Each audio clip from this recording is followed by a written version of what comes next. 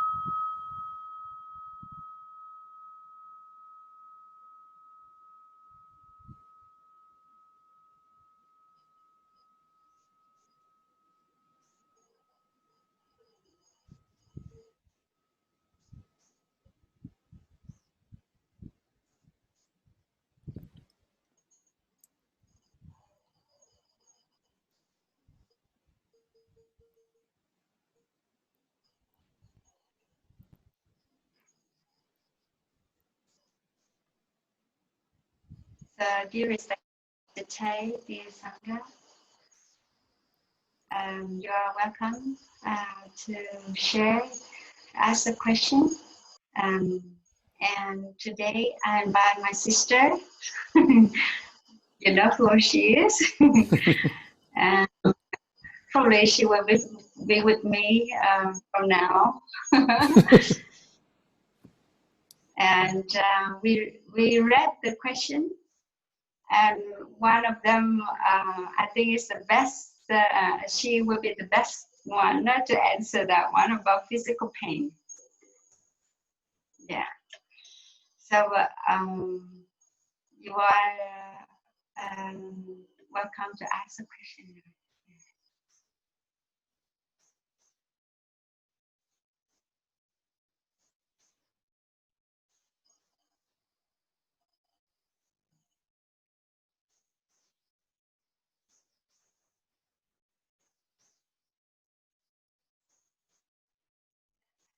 Okay. It seems a silence here.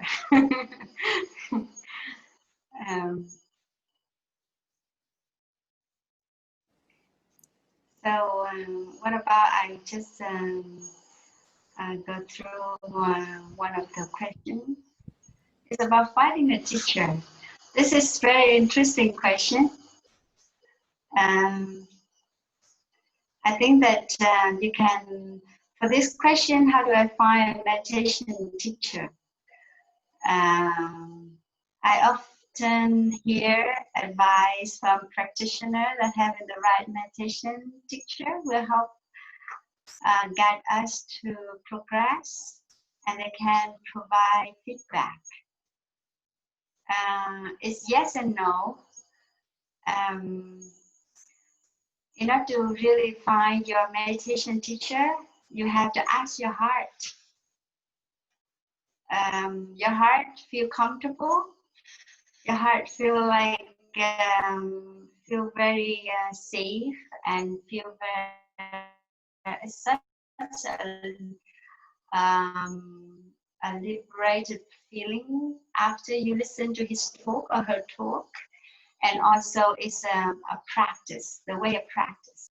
So after you practice, you feel so happy because it's suitable to you, and your heart feel happy.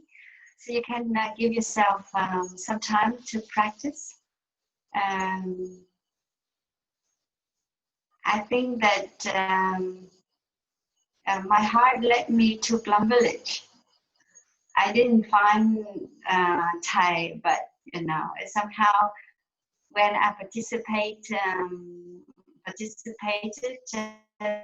2 days of mindfulness, my heart told me that this is my teacher, and that's it. There's no other way. I mean, this is how I feel, and this question you can ask your friends around how they really feel. They will let you know how they find their teacher. But I told you that this is how I found Tay as my teacher. My heart led me there. So the thing is, you can try to practice with some of meditation teacher to feel and ask your heart how it feels. And of course, that when you have the right teacher, it means that the right practice and it's suitable, is good for you, and it's like it's applicable. So it's not too hard, it's not too easy, and also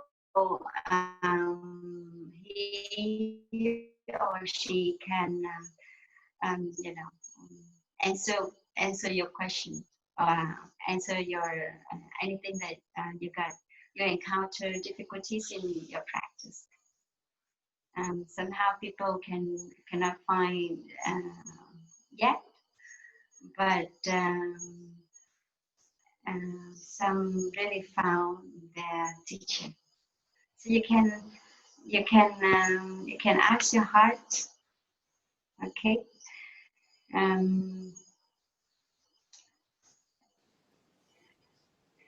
And the physical pain question, I think my sister will answer you.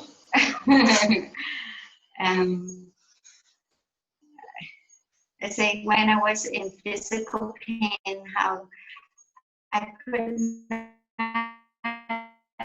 embrace the pain and give my attention and love to it, since I was overwhelmed with pain. And so what can you do, dear sister?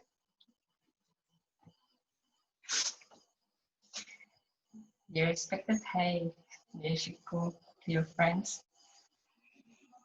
My name is Sister Phúc Châu.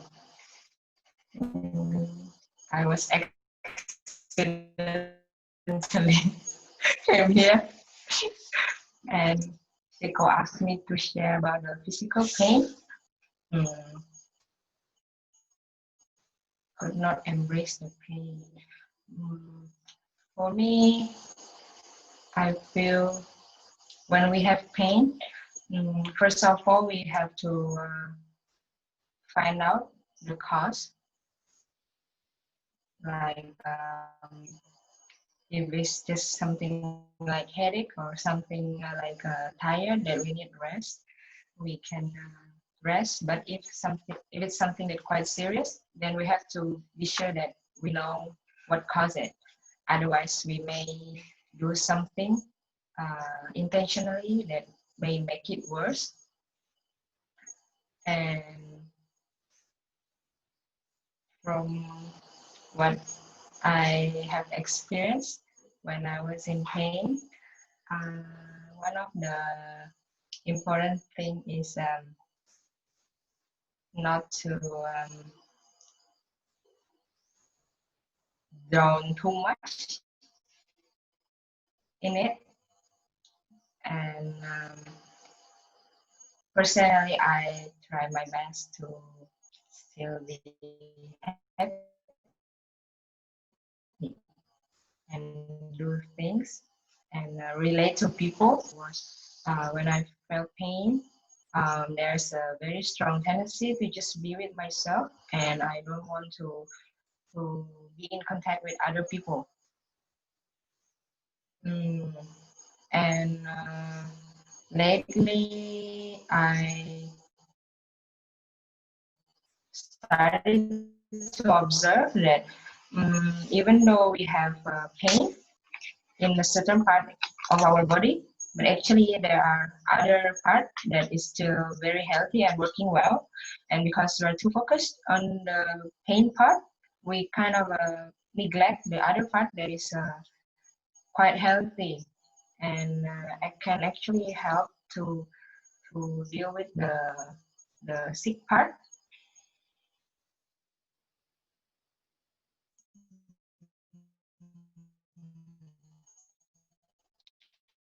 And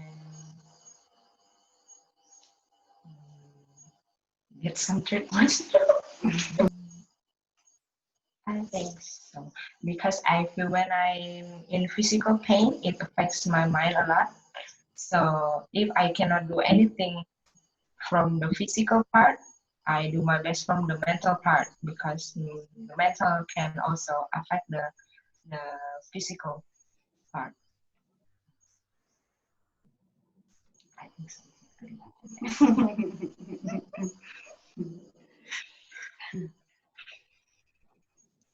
I just wondering who never be in pain. We always have pain, right? It's maybe it's because the old age or from accident. I think that we are nature to have ill health. So this is the fact. So we cannot escape. But of course, when you are in physical pain, I think that it's good to see doctor. Is it to have treatment? But of course, that the pain not always there. Sometimes you don't feel it's painful, but sometimes it's very painful because it depends on what kind of pain you have. My sister's here. She has a spine pain, so it's when she walks, when she sits, especially when we sit a lot here, and we affect to affect. I have a spine problem also, lumbar problem, so that's why it's not easy. But I had treatment. I have also a treatment. The Western doctor advised me to have the operation, but I refused. And I think that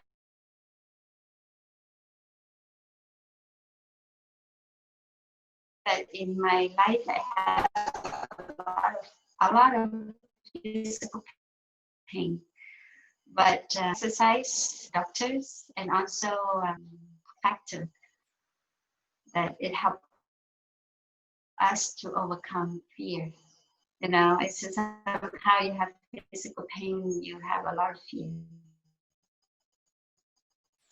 You cannot do whatever you want to do. That's why. So I think that have do something you like, and also be gentle with yourself. And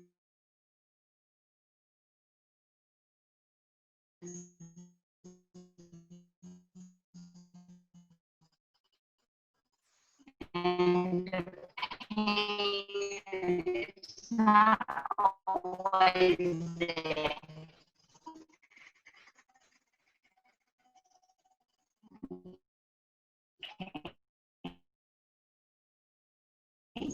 So as long as you're still healthy right now, for those who are still healthy, can still move around, you should be happy. I think that when I have pain, I practice. I hope that you can do right and trust in yourself. Your body has capacity to heal itself. And of course that you need to go to see doctor. If is there anything that you can do? And also don't forget to do physical exercise when you still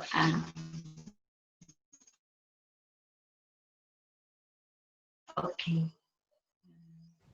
Dear Suko, your video was a little bit laggy just now. So for the last 3 minutes, so maybe what we will do is once in a while, Brother David might either try to turn off some of our videos or your video just to increase the bandwidth. But the last 3 minutes was a little fuzzy.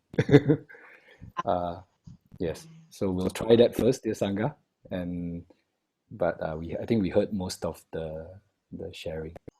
So maybe I can invite one sound of the bell. There is actually a question that was just asked from the anonymous page, so I can share that question. Yeah. So we can come back to our breathing.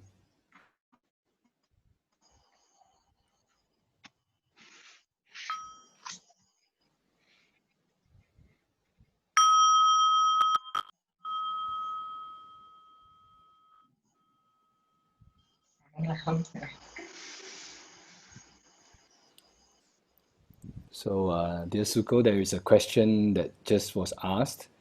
I often think about work and I try to solve work challenges even when I am outside of work. So how do I stop myself from thinking about work even when I'm outside of work? Even when I am meditating, I'm thinking about work. So please help.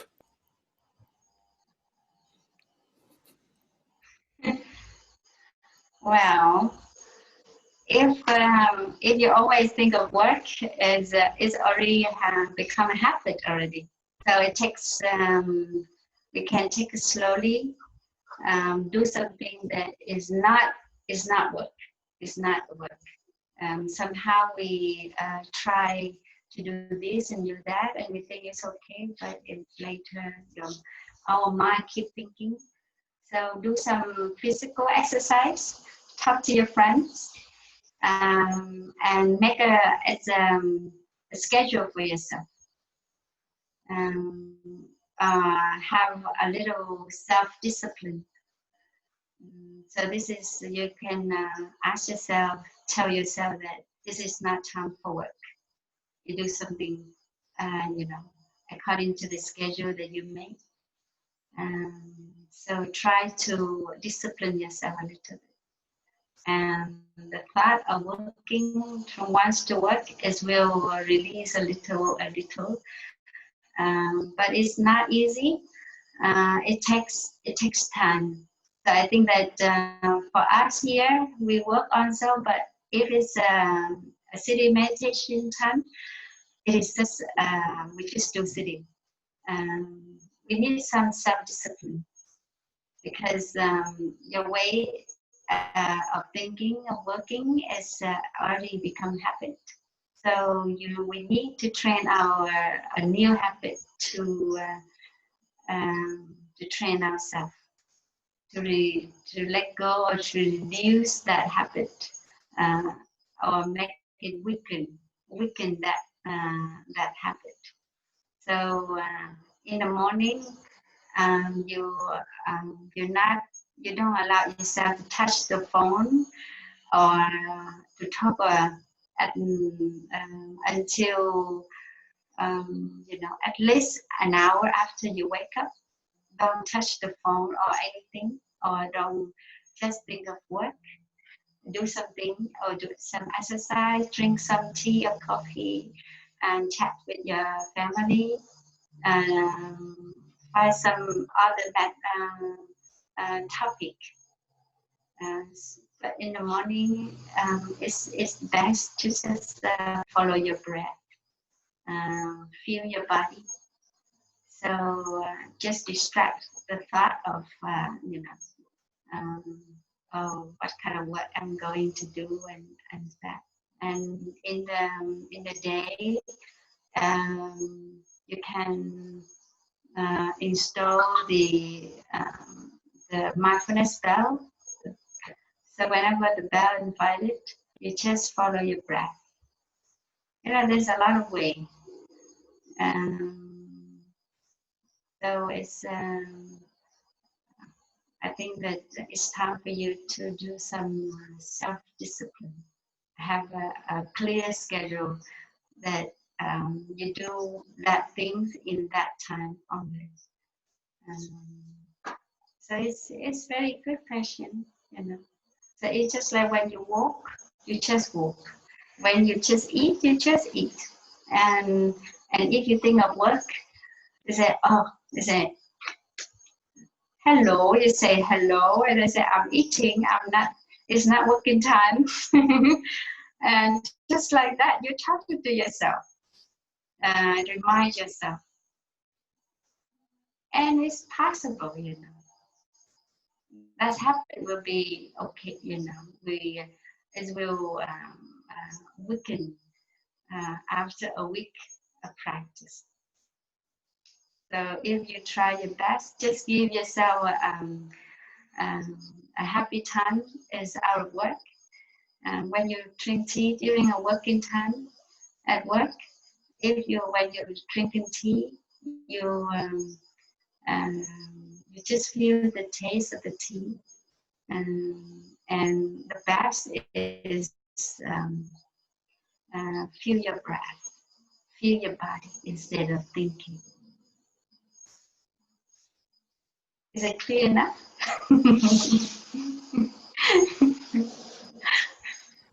Thank you, Suko. So we have a few more questions being asked now I think people want to be anonymous. So let's just listen to one sound of the bell.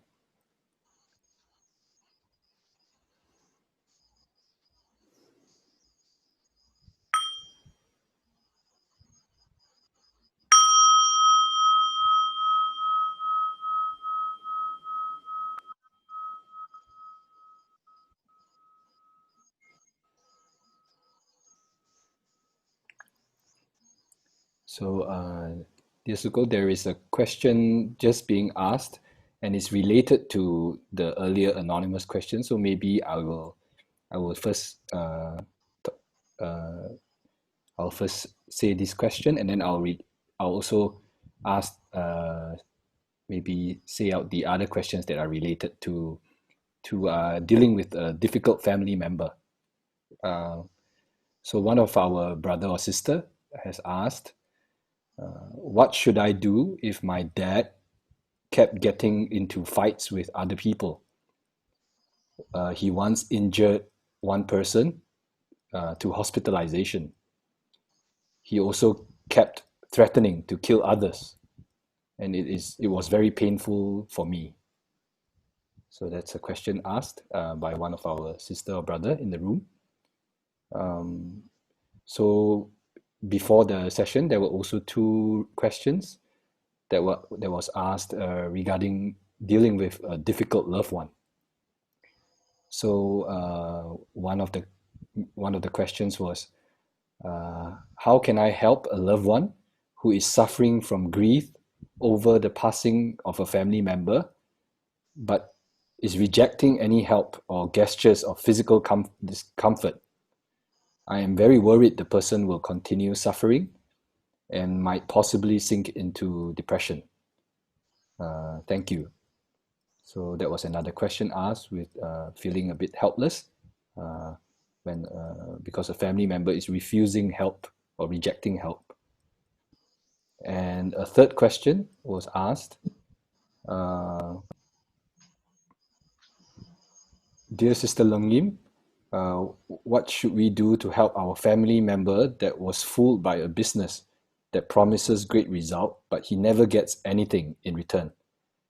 I have already warned him, but he believes the business is still hoping from it, and he's always doing something in vain for many years. Is this his karma? Thank you. So these are, I think, questions about dealing with a loved one and in feeling helpless with the loved one. Yeah. Thank you. Do you believe that I feel helpless with my family members too?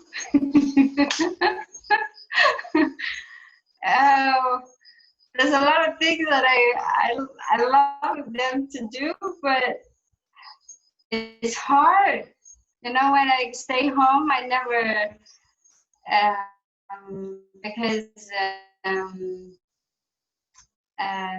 not really Buddhist.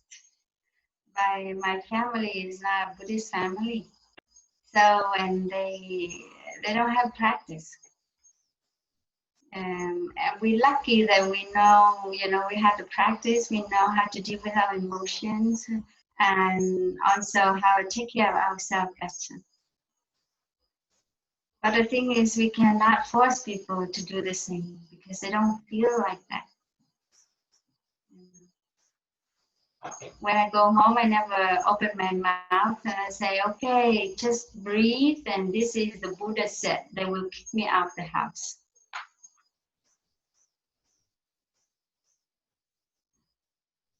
But I just know that I'm a nun.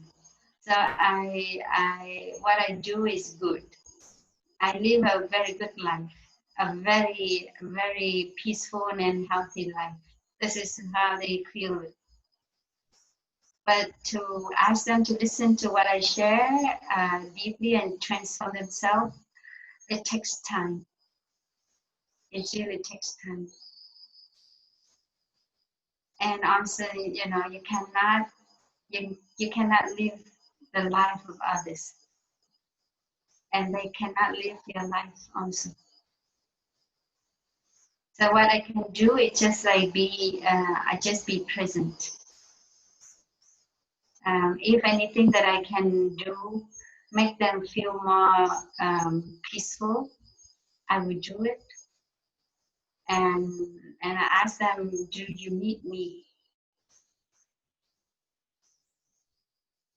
You know, people, when you try to help, but people reject, it's very hard. But the thing is, everything we can do is just be around and observe. I know that our family members are in pain or they're suffering.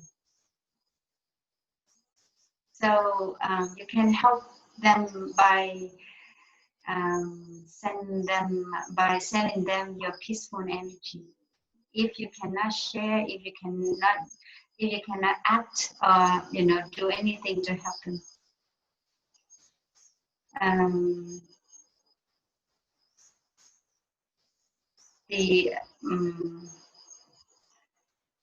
For me, that your father's like that is try to be with him when he's calm, when he's peaceful enough, and be around with him and share how you feel. You cannot help when he's so in a very in not a good state of mind. But I think the only thing you can do when he's trying to hit people or try to um, wants to kill people, the thing is just sit still,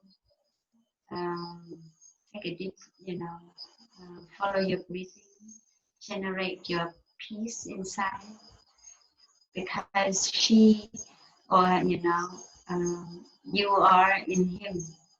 So if he cannot become try to harm others, the only thing that I think of is if my father does that, and I cannot do anything. First is I sit still, or if I can ask some help from others to stop him to act or to do harm things, to harm people. But from besides that, I can send my peace and my calmness to him. The thing is, you have to feel that whatever you think, whatever you act, it will affect him a lot. As long as you at peace, and don't get mad, or don't feel, or don't suffer when you cannot do anything because it's out of your hand. I think that you cannot live his life. The only thing you can do is wish him that he can be himself, be at peace, and when he's okay, when he's in a good mood, be around and talk and share. This is all you can do. And all the time you can do a sitting meditation, and after that, or you do a good deeds, you can send that knowledge to him, because you know that he is you. Just like recently, my father and my eldest brother got conflict, and my father didn't want to see him anymore.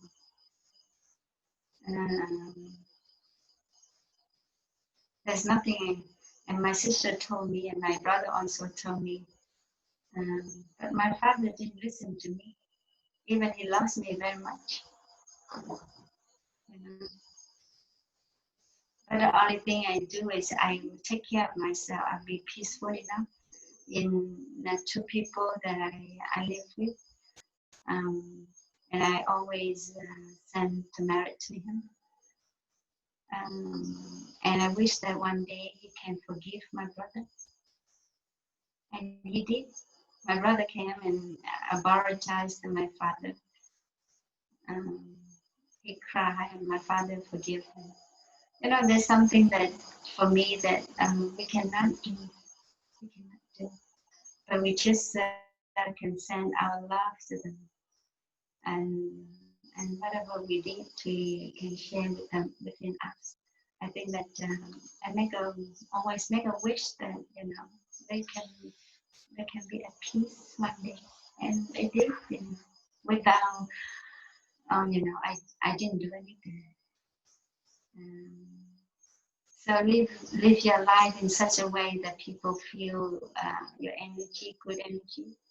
So whenever they need they need you, they can just think of you and they feel good.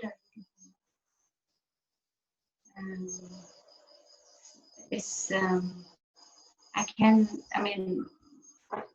my personal opinion is you cannot live that life.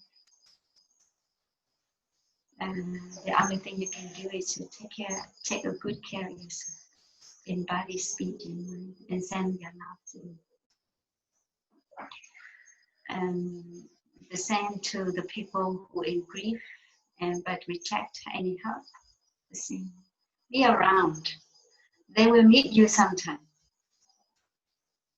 Right now they reject you, but they will need you sometime because they're lonely, they in grief. You know, be around with them with good energy. I don't ask them to change.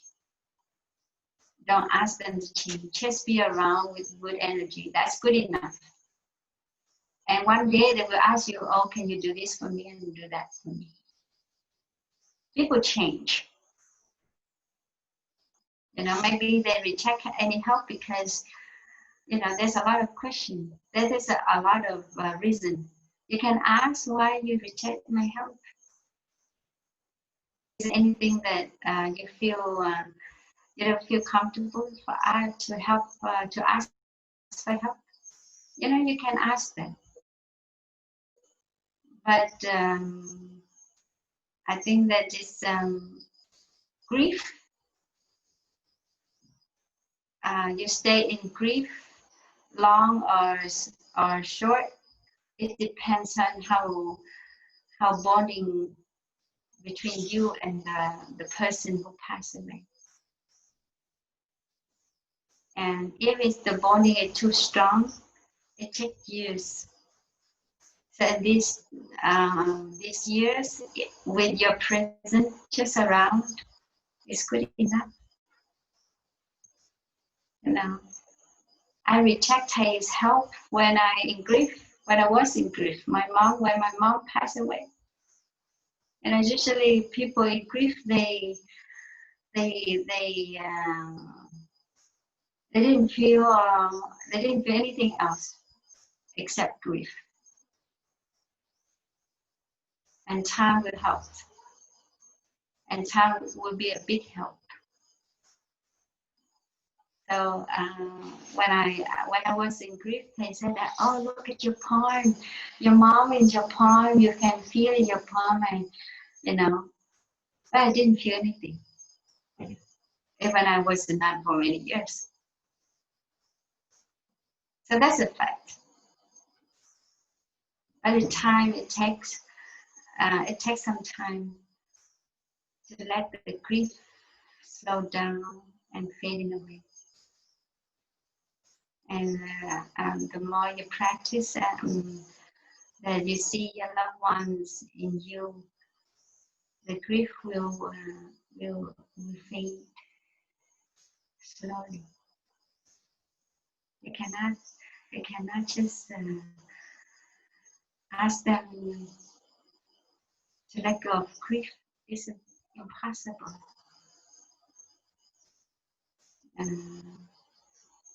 Just be around, open your heart, and send your love to them. And be ready if they ask anything or make them feel comfortable.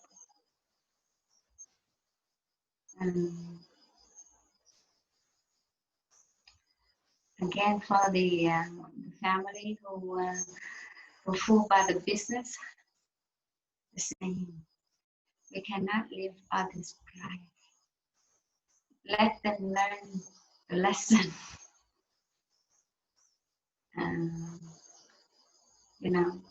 But I think as a practitioner, you cannot ask people how they live their life. You just can be there when they need you.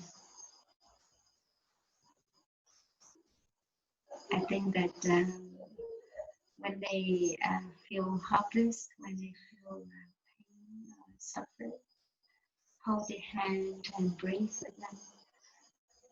And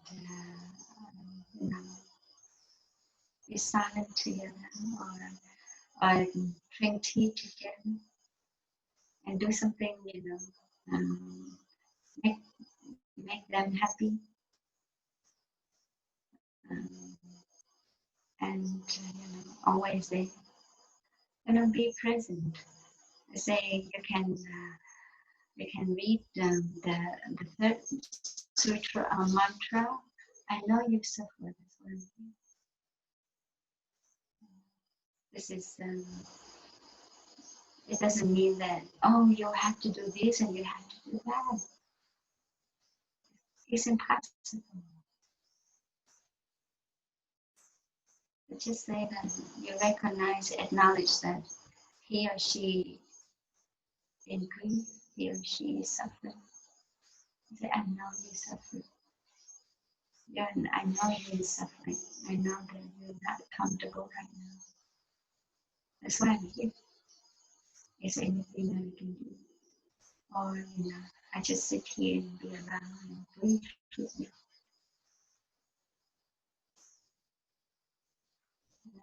and share how precious it is when he or she in your life.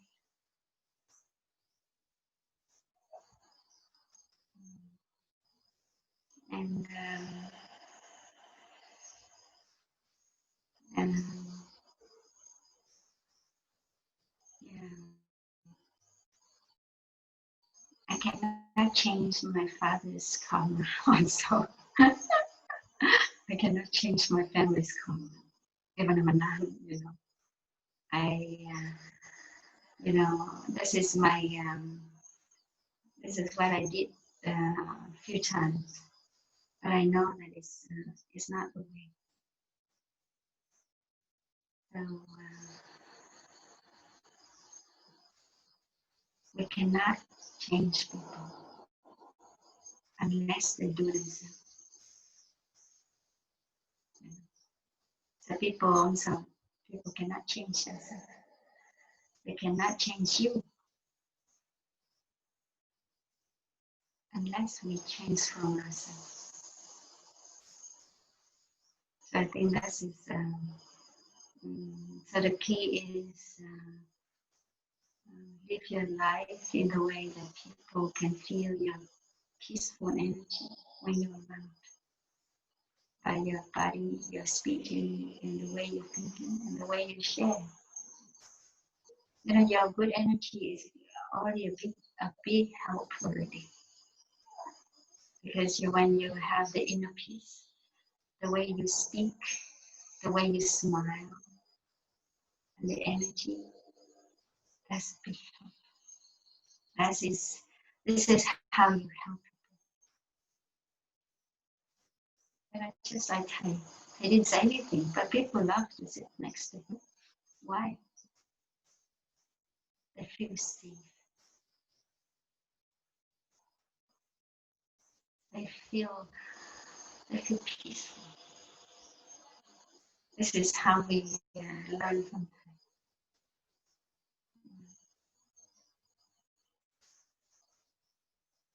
Is it good enough, Will? Yes. I'm tearing a little bit, so I think it's a yes. So let's listen to one sound of the bell, dear Sangha.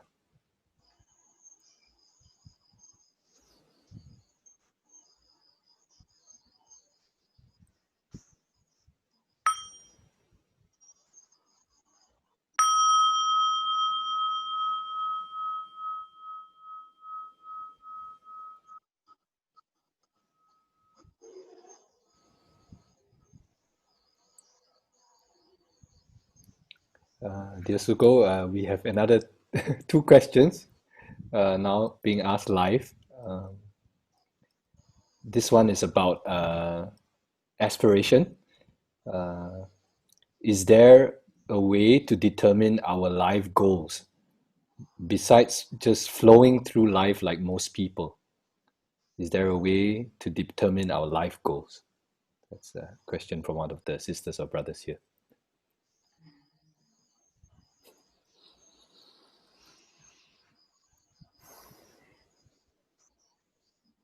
Haven't you lived your life well? Can you find your way?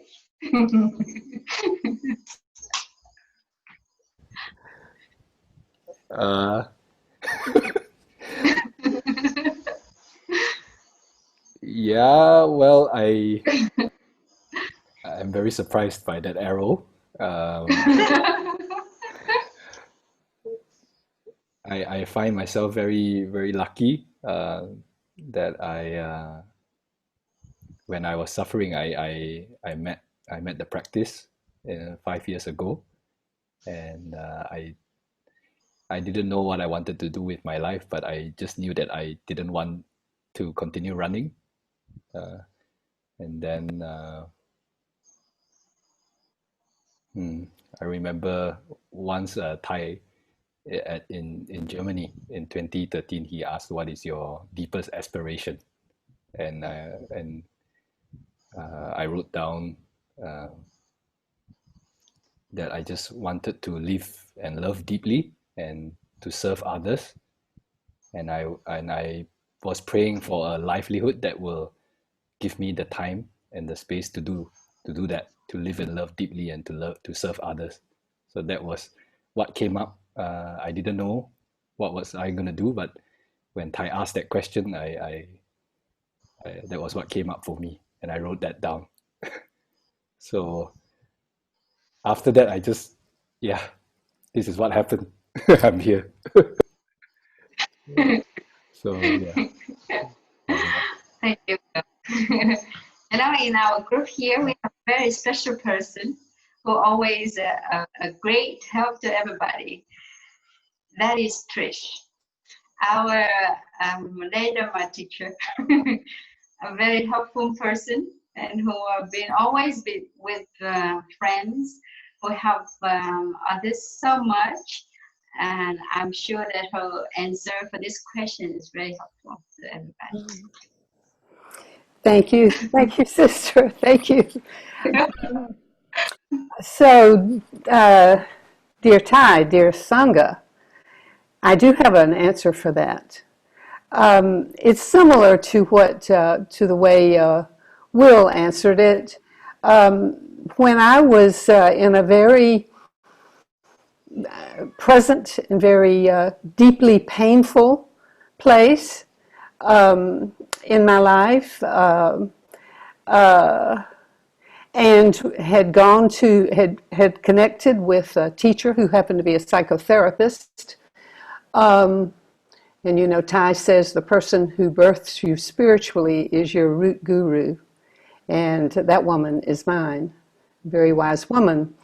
And so I went to see her for the first time, and I only remember two questions, and one was, "Why are you here?"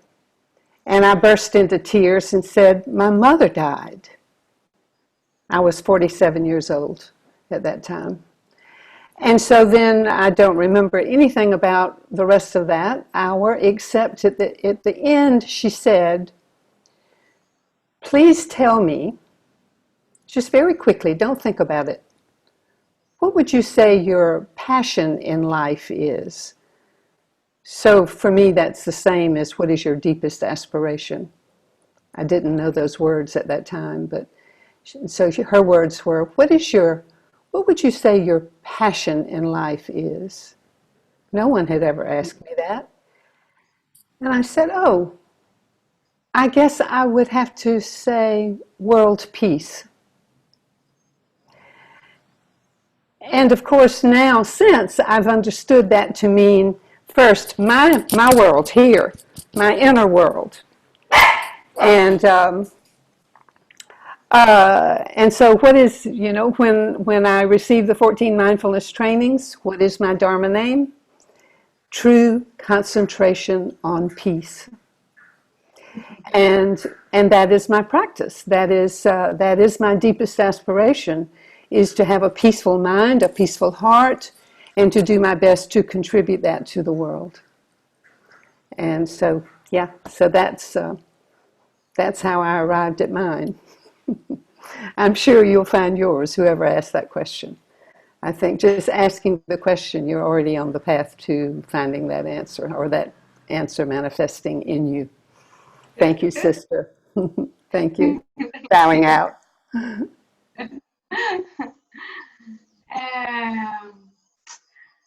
How can I find my way? One day I look at the sky and I say, oh, the weather's hot and cold and raining and that and part of life, and I think that you know, for me it's just like when I after I graduate and I got a job, and say the next step is to get married. Because it's just like a cycle of life. But somehow I deep down inside of me say, oh, there must be something else, and that's it. I decided not to get married, and find I find a spiritual life. Somehow it's just like that. If you're looking for it, you will find it. And of course, when times come, um, when you listen to Will and Trish question answer, everybody have different, you know, deep aspiration inside. How do you live? How do you want to live your life? And you think that you're strong enough to follow your dream? You're strong enough to follow your aspiration? And somehow we know. Somehow I just know. Nobody told us how to find, but I think that deep down in us, there is an answer. Just like Will and Trish, and I'm sure that everybody else too. I somehow say, oh, I suffer enough. I suffer enough. I have to find a way out. I have to live my life. I don't want to live in the world of emotions. I don't want to follow the majority anymore. I have my choice.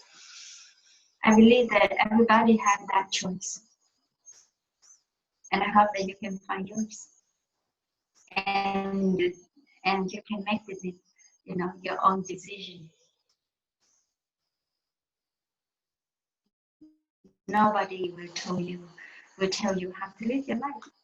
And I cannot tell people how to live their life also, but you can choose.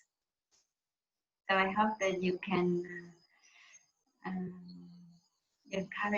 you're courageous enough, you're strong enough to find your way. Thank you. Thank you, our Dharma teachers, for sharing the answers. Dharma teachers plus Will, not so let's listen to one sound of the bell. We have another question being asked live on the anonymous. Breathing in, I touch my deepest aspiration. And breathing out, I smile.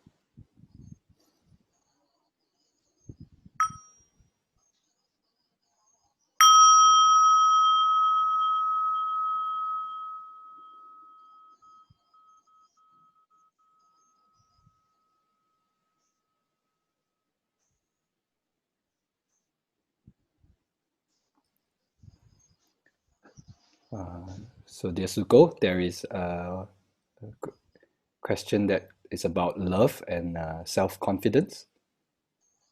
The question is, I met someone I felt affection towards recently. I felt lost of self-confidence suddenly and seemed so inadequate. It makes me reflect why our self-confidence or our self is so shaky. How can I find myself back and be more at ease with myself when I face this person? Who is here is still in love? Who will have to answer that question? Right now, who's in love?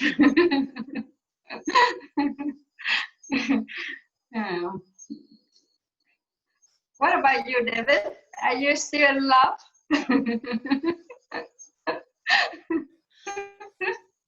Every day, Suko. Do you feel you lose your self-confidence when you're in love?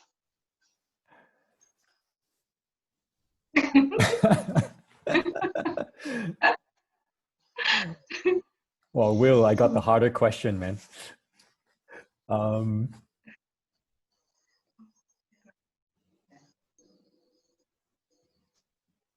I don't, for me, no. So as I think of and the person that I have affection for or that I love, that generates a lot of positivity. It just makes me value life, value that person, and therefore value life and see joy and touch joy. And I think when that happens, it's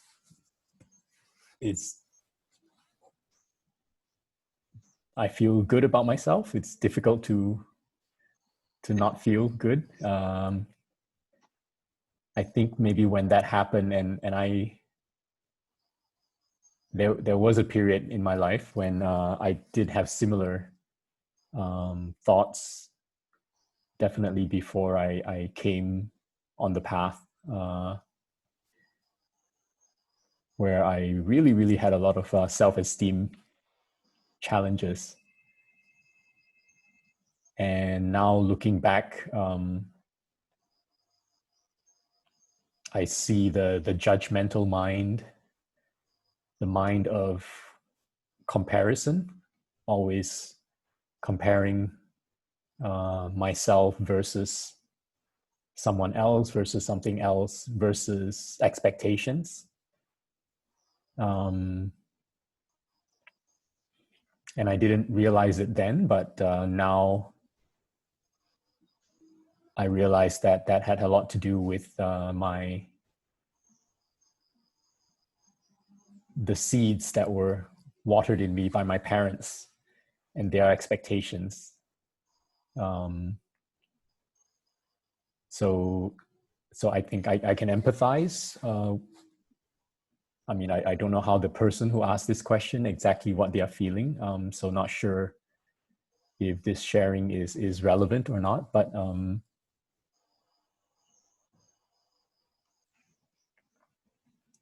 I think when we can let go of some of that judgment and wanting to compare,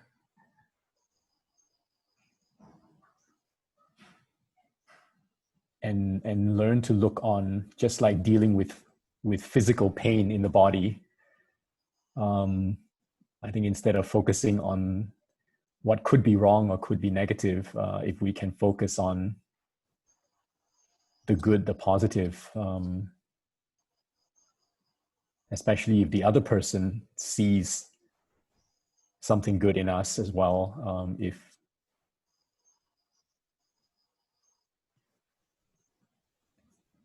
I think we have to give ourselves that chance as well.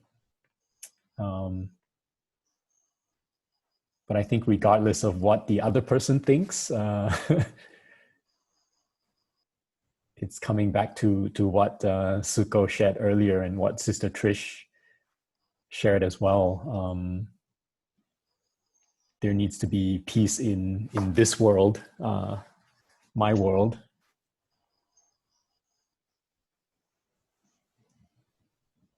If I want to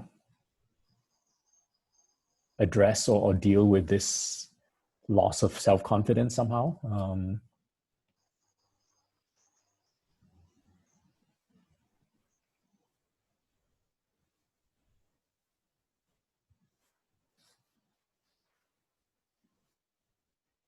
yeah, I don't know, Suko, if that experience is it relevant to this question, and hope I didn't mislead with the wrong answers or something. Bowing out. Thank you, David. I just want to clarify a little bit to say why you feel we lose your self-confidence when you face that person. Why? What the reason? I must have the reason, right? Is it can that can she or he clarify that? Does he know the reason? There should be a reason,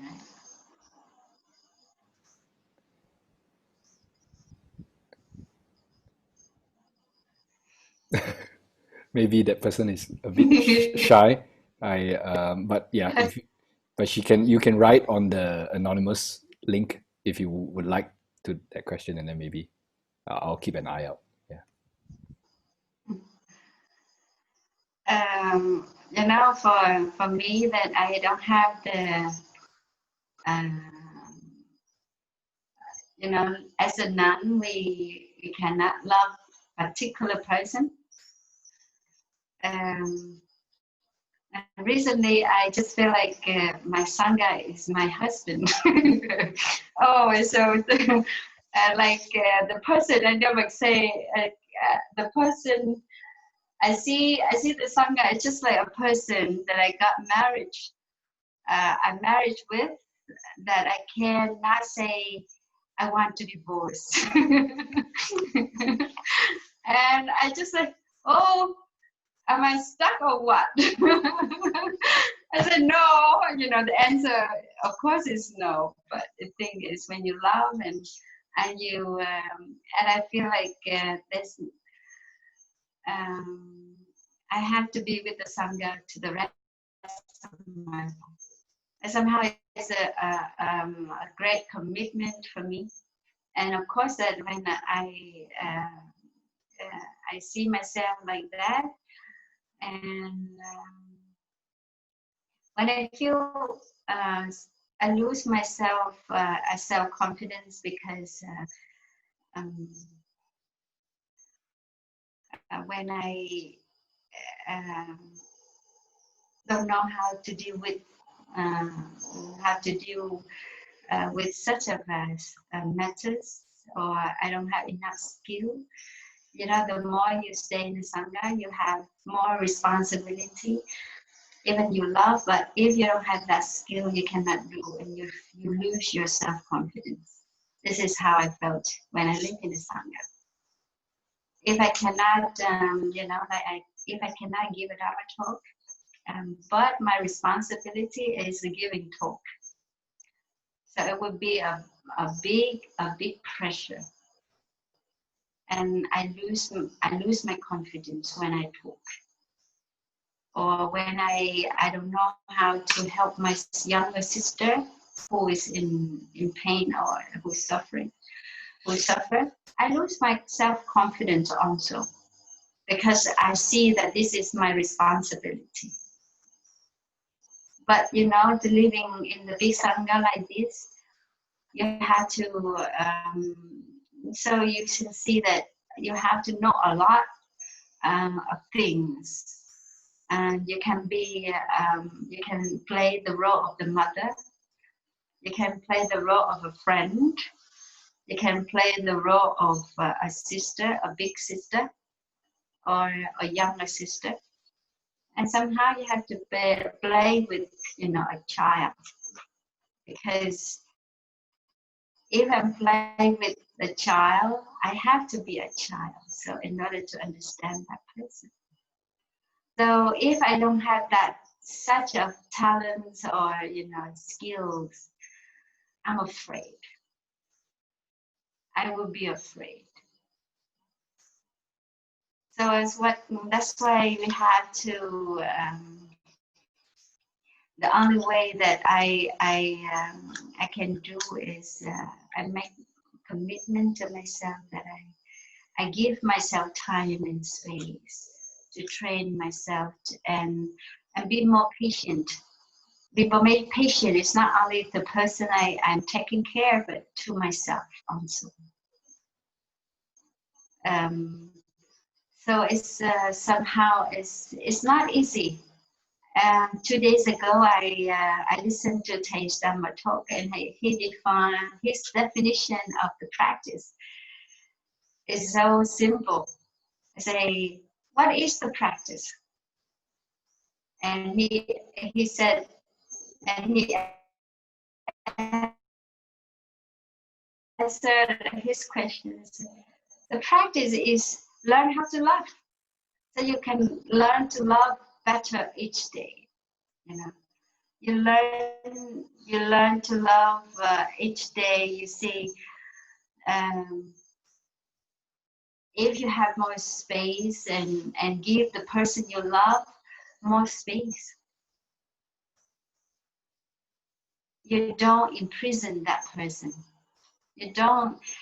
And you have to know that no one can love perfectly in the perfect way. People make mistakes when they love. So he said that you have to know that in our expectation, the needs of to be loved and to love and to be loved is still there. And and jealousy and a lot, So how can you satisfy yourself and satisfy the person you love expectation? So you just, I think that's just learn to love each day. Each day you love better. You cannot expect yourself to love, this and that, and in a good way.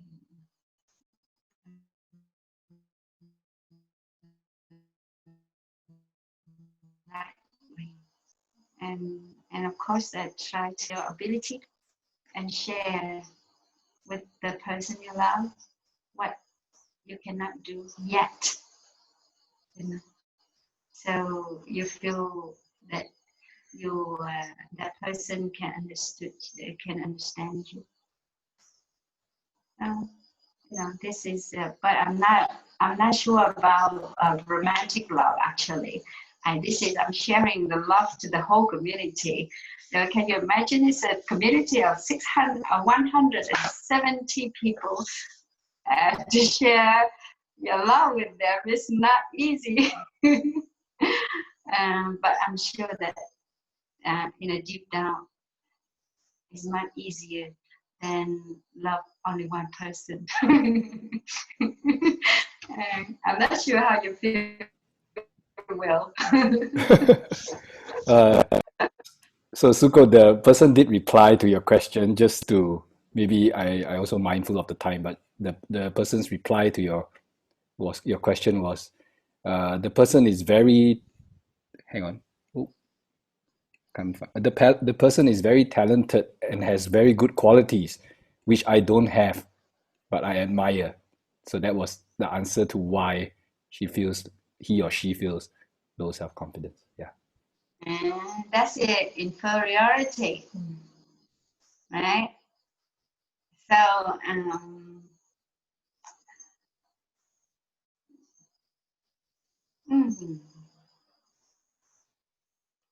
but if that person loves her, it should be okay. We never know.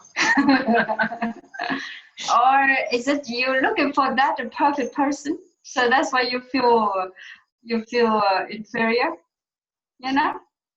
It depends on the relationship, how you start with the relationship.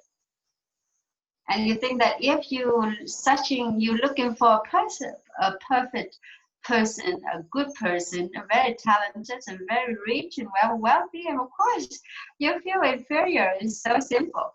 That is normal.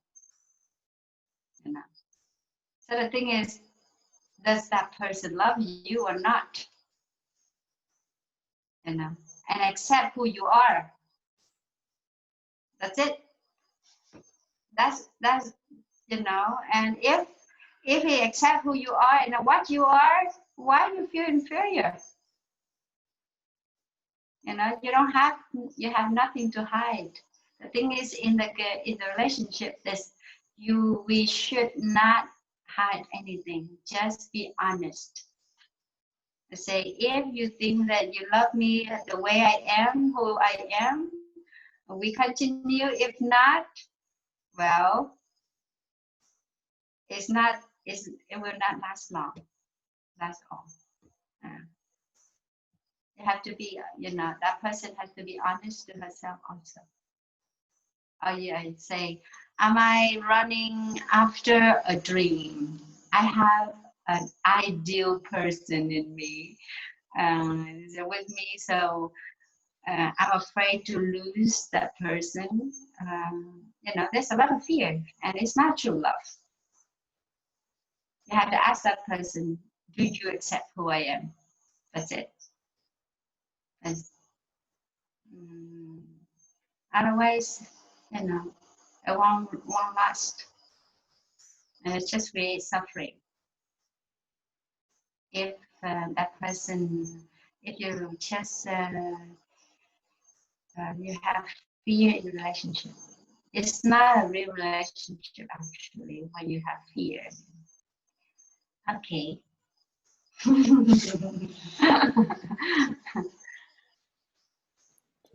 Thank you, Suko. The time is actually over 9:35. There are so many questions left, and but maybe let's just listen to one sound of the bell and we see what can happen after this. Thank you for your question, dear friend, and the answers.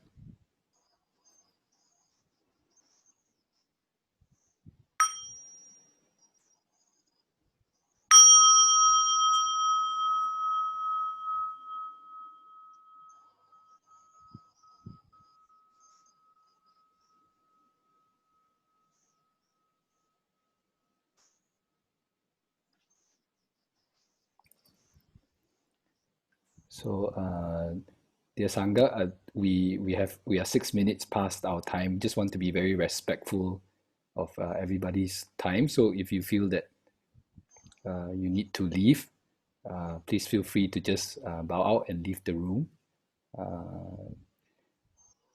So, there's this one question that has been repeated. I think maybe our friend really needs that answer, or at least needs some support.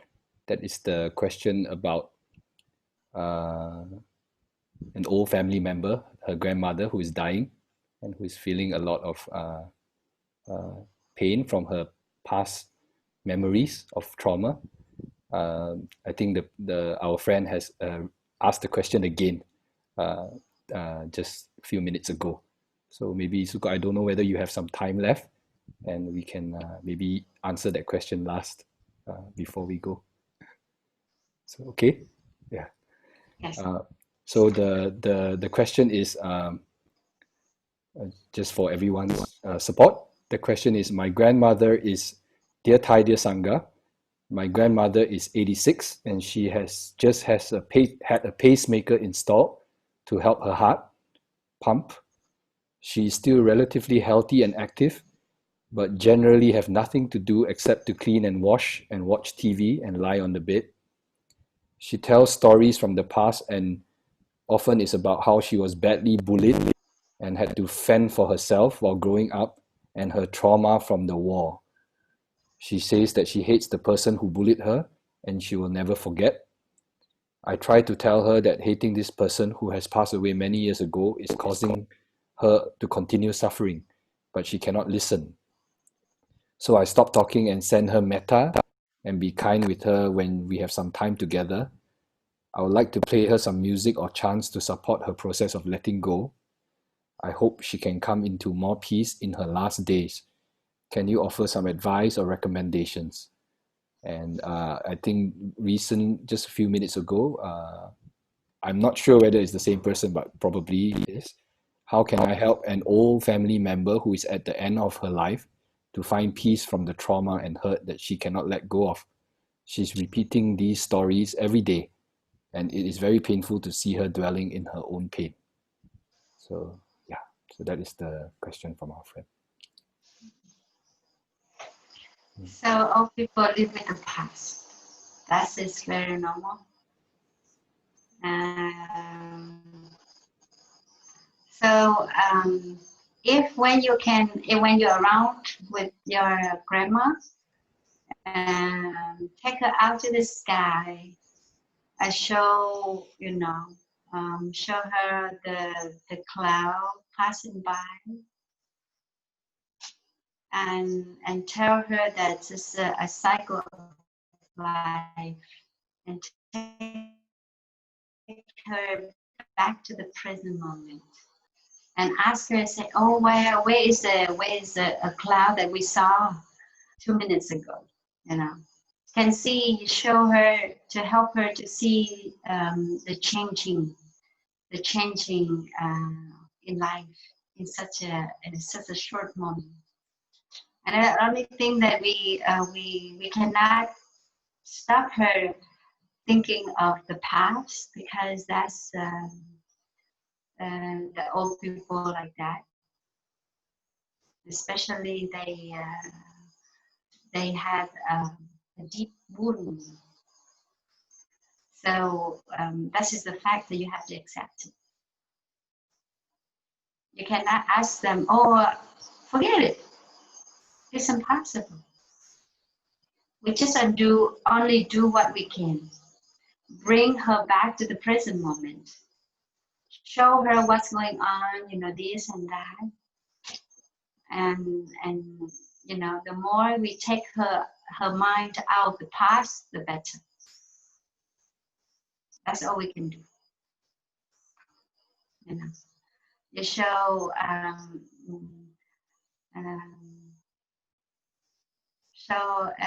make her,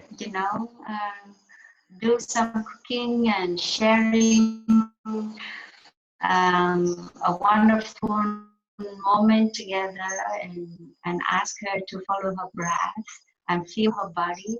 As long as you do anything to bring her mind back to the present as much as possible, to reduce her mind back to the past.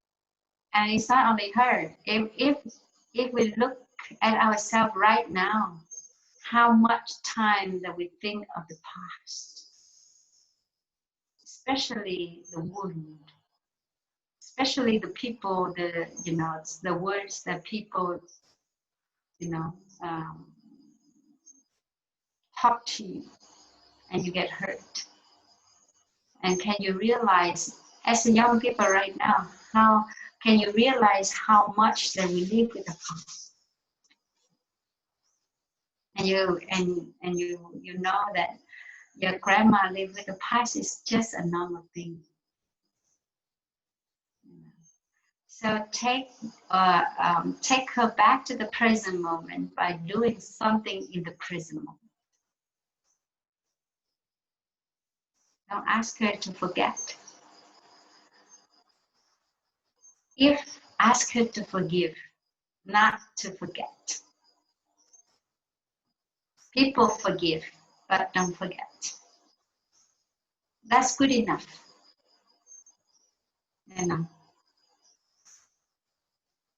Sometimes we be around with your grandma, hold her hand and say, oh, and compare your hands and her hands, your hands and her hands, and this is young and this is old, and you make her laugh. Make her feel the present moment is the most wonderful moment.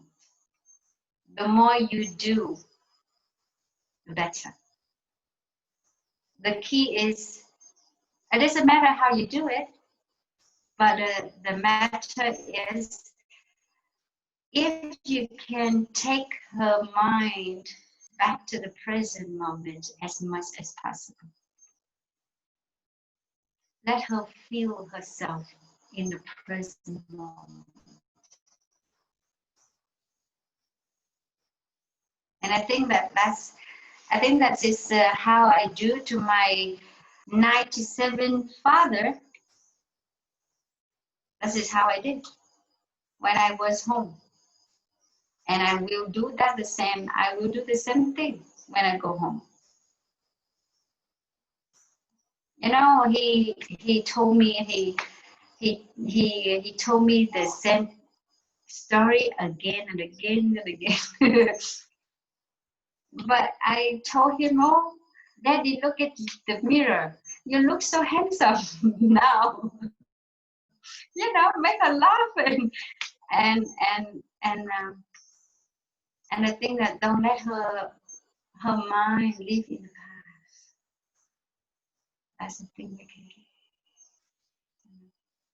And somehow you can explain that to forgive people who hurt us, make her, you know, make us feel at peace and do some breathing, you know. And then you can do some guided silent guided sitting. Just ask her breathe and see that the person who bully her is suffer also. Nobody hurt anybody. Somebody else.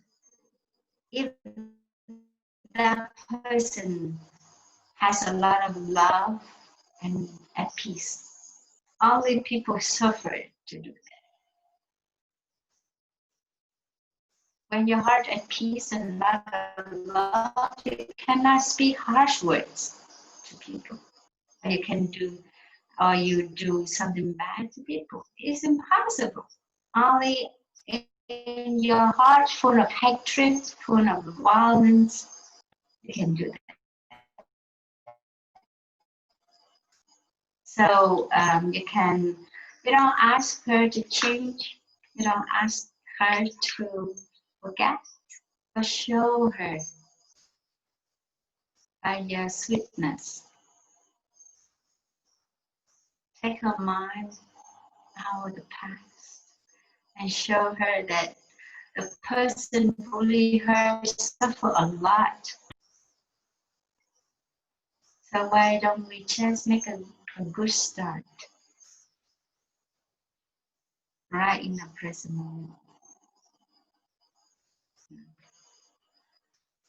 So as because I be with my old father, so I'm very good at this. I just make him laugh.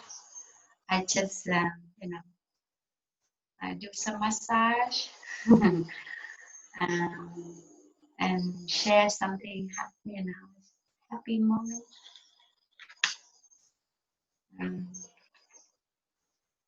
But you have to be very patient. And if you see that if you feel that you run out of patience and your voice and your face not at peace anymore, you should not be there. The thing is, you have to repair yourself mentally and physically.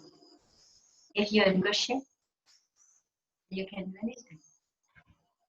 But if you are emotional and you run out of patience, well, I think it's better you take care of yourself first. So I think that yeah, that's a very good question. It's not only for grandmother, but it's also for us.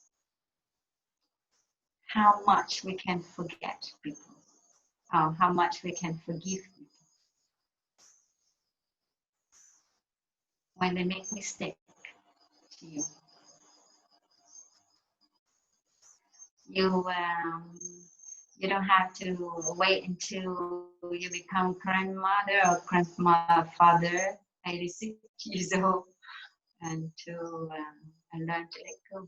Okay?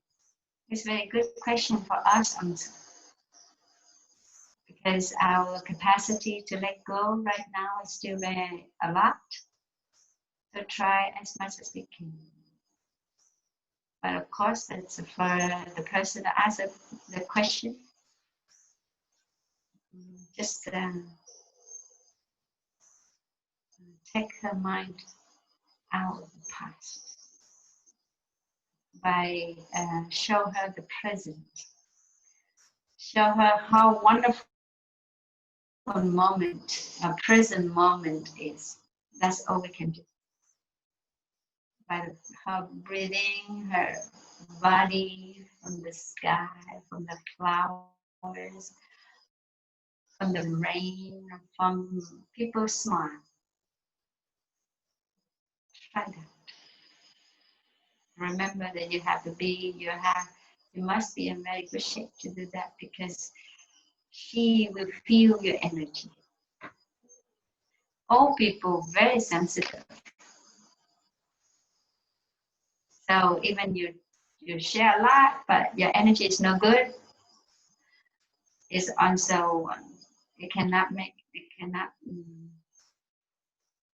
help much. So when you have good energy, this is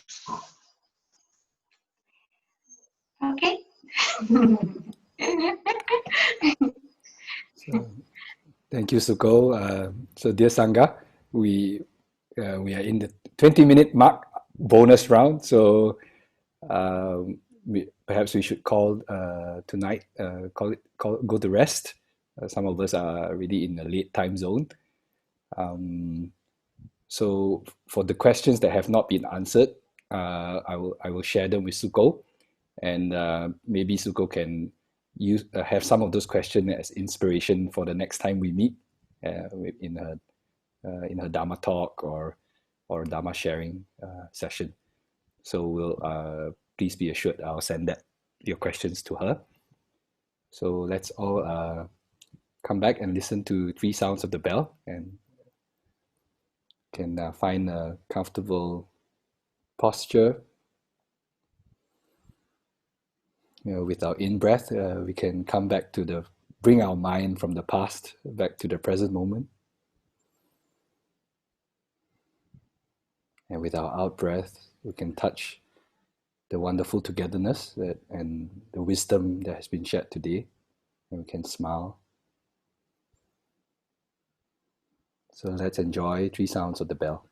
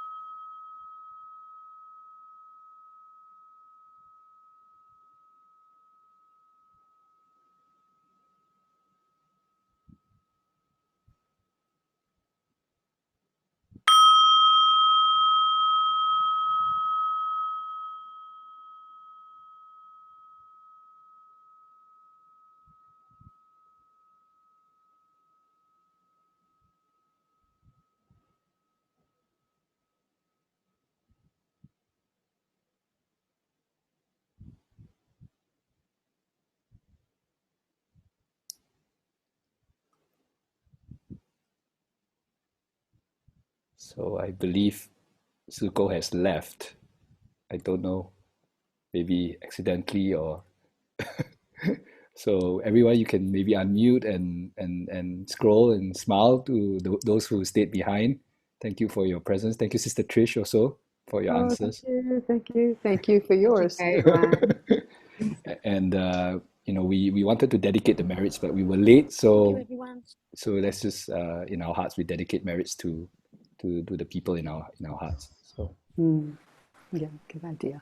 okay. Good idea. All right. Well, thank you, Will. All right, everyone. Beautiful evening. Yeah, good. Thank Beautiful you. evening. Bye-bye, everyone. Thank Take care. you. Bye. Bye. See you next Keep behind for me. time. Everybody. Bye, Yim. See you.